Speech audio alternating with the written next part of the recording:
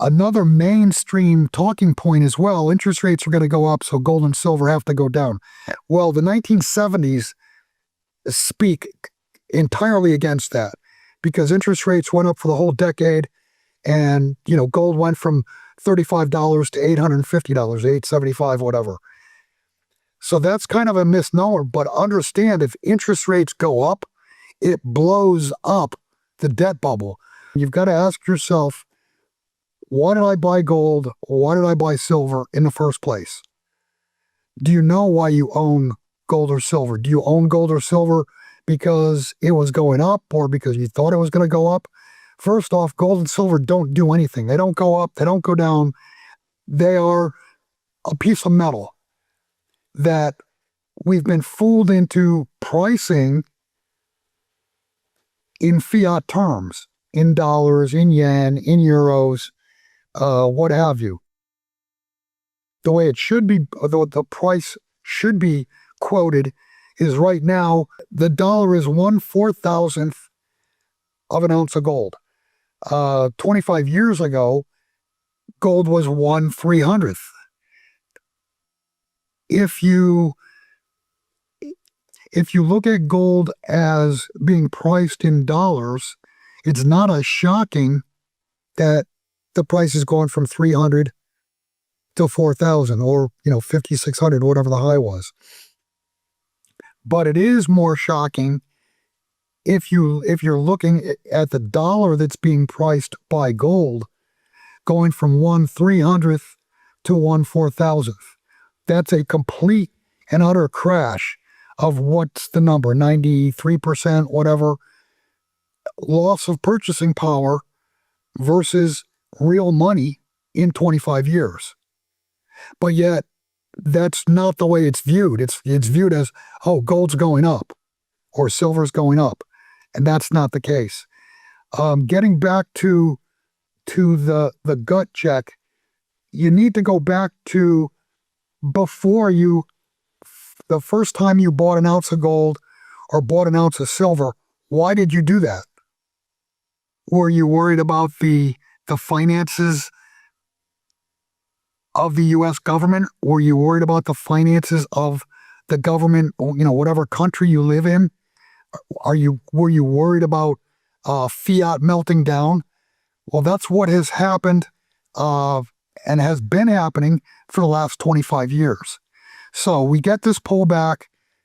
People are pissing in their pants because 6 months ago, we are not even 6 months ago, 4 months ago, 5 months ago, we had much higher pricing or much lower pricing in the current currencies. Gold and silver were due a correction. They were absolutely due a correction. Were they due the correction we've seen?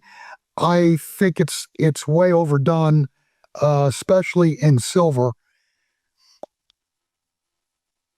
But if you understand why you own the metal and what the purpose of having capital outside of the system, you should be able to relax a little bit.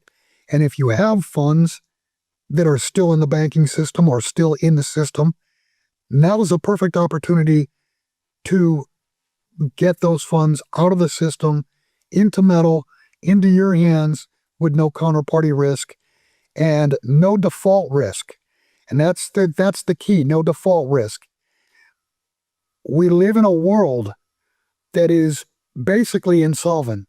I don't think there's a large central bank anywhere that is healthy. And I can say that because we know the U.S. Treasury / Federal Reserve are not in healthy positions. The Treasury now is paying $1.5 trillion in interest alone. That is the biggest category of spending other than, I think, Medicare. Or I'm sorry, not Medicare, but Social Security. It's bigger than defense. It's bigger than anything else. And it will only grow, especially if interest rates go higher from here. It's going to grow much, much faster. If you look at the Federal Reserve, they have a negative equity position at this point. I looked at it, I think it was 4 years ago, they had $65 billion in equity, and interest rates have gone up since then, and their bond portfolio has cratered. The number is what, $300 billion or whatever. So they've got a negative uh, balance sheet. As far as other nations are concerned, what do they use? What do the other nations' central banks use as their primary reserve? They use dollars that are issued by an insolvent entity.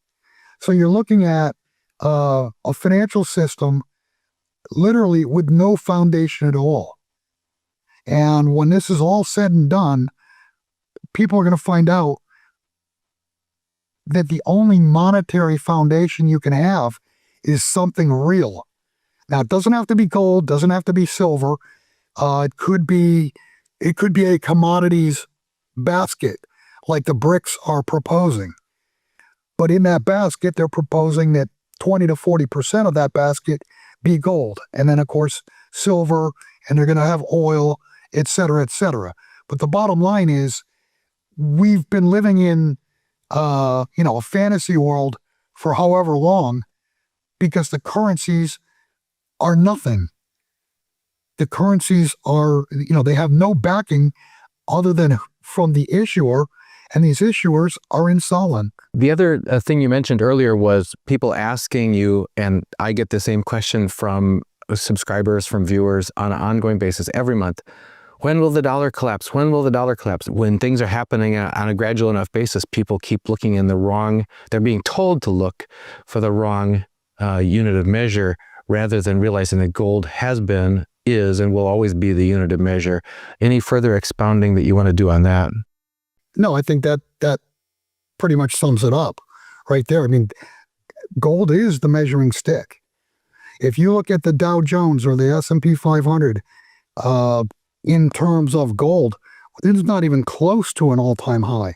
Yeah, that's the other thing, is that people get told by their mainstream financial advisors and their retail financial planners and all that sort of thing, you always stay with the market because the market always goes up, goes up, goes up. What they're saying is that the dollar is always being destroyed.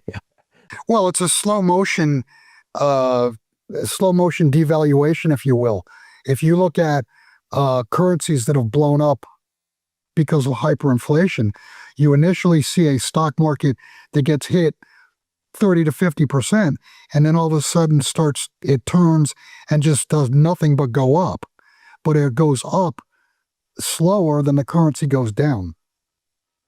So you've lost and are losing purchasing power, but you're getting more, dollars, yen, euros, pounds, what have you. And I do want to mention the gorilla in the room that nobody's talked about it for, as far as I know. I mean, I've not seen really anybody talk about derivatives. Derivatives are the gorilla in the room. I mean, Warren Buffett calls them weapons of mass financial destruction. Understand that there's 4, 5, 6 times the amount of derivatives outstanding compared to physical assets, financial assets on the planet Earth. I mean, derivatives bet on weather, they bet on water temperature, they bet on whatever type of bet you want to make, you can make it. There will be a counterparty to it. The problem with that is when the music stops, it's all worth nothing. The winner wins but loses because he doesn't get paid. The loser loses because they lost, and if they lost so big and can't make the payment, nobody gets paid. And this feeds back to credit. It feeds back to the fact that the entire system runs on credit. The entire financial system runs on credit, and the entire real economy runs on credit. I used the analogy of a loaf of bread. I've used it 100 times. You cannot get a loaf of bread to the store shelf of your local grocery store without at least a dozen uses of credit, probably much more than that. But if any one of those dozen uses of credit fails, There's no loaf of bread. Uh,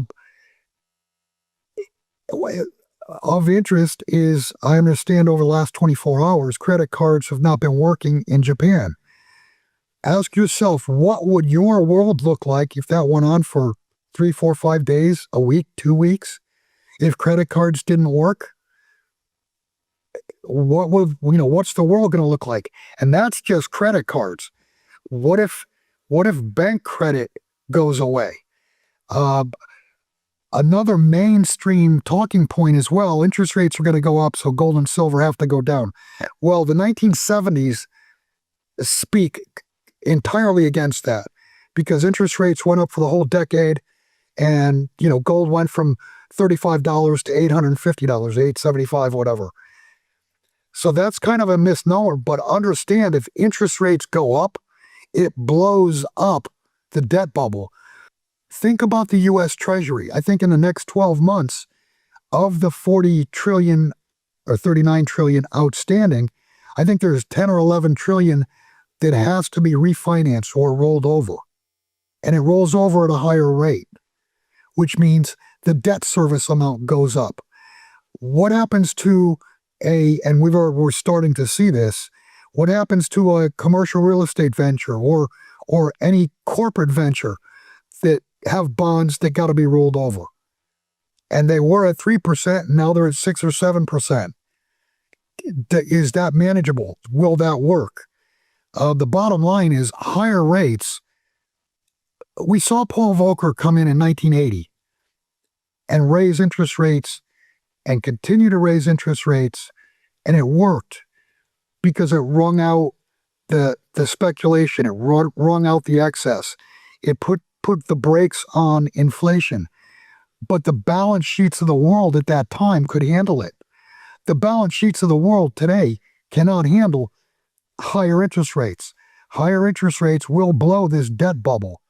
And when the debt bubble blows up and credit blows up, trust me, the only assets that you're going to want to own are gold, silver, other commodity companies, and stocks of those companies that you get the certificate for.